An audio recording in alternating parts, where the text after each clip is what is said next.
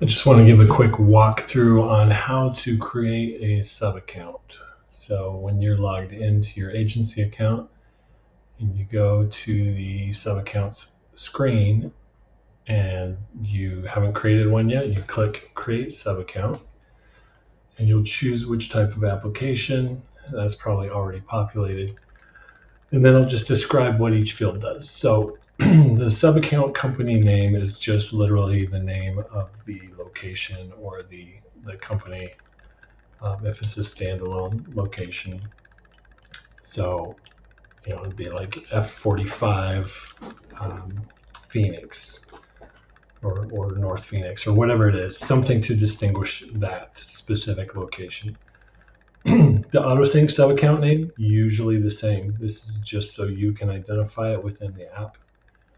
Then the AutoSync sub-account email and AutoSync password. These are simply used to log in directly to this sub-account.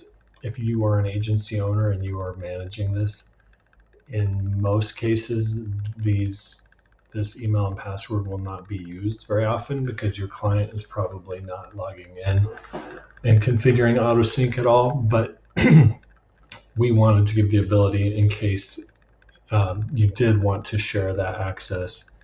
That's what this email and password are for. It doesn't have to be a real operating email.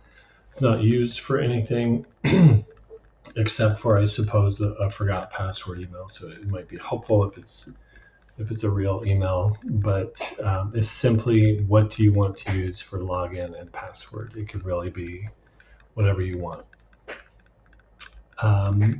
Mind, body, site IDs, self-explanatory. If it's mind, body, if it's like Booker, then some of the things are going to change there. I'll actually come back and talk Booker here in a second. And then the rest, I think, makes sense. You're going to say what country, what time zone. And then for high-level login URL, it's not meant to confuse. It's usually, or it's often app.gohighlevel.com, but sometimes there's a custom URL, like mine is app.activeflow.io. It's just so we know if we have to troubleshoot and you use a custom URL, sometimes that's easier for us to find your app.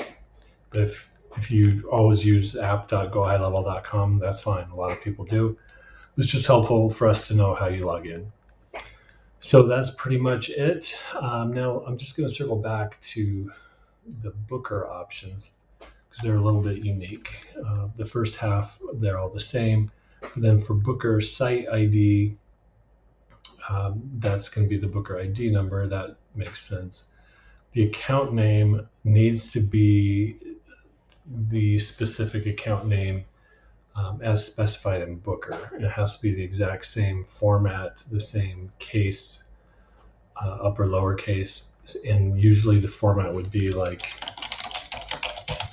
something like that. It's got what some people call camel case, so upper and lower combined with no spaces. That's usually what it looks like. No special characters or anything. So if you're typing in like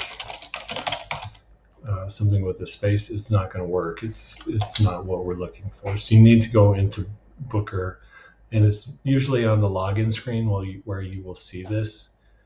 Just copy paste the account name from the login screen. And then we need the Booker username and password to be able to log in and create a token. In this case, it's a little bit of a unique setup. And then we're back to country, time zone, login. So that's pretty much it. Hopefully this is helpful.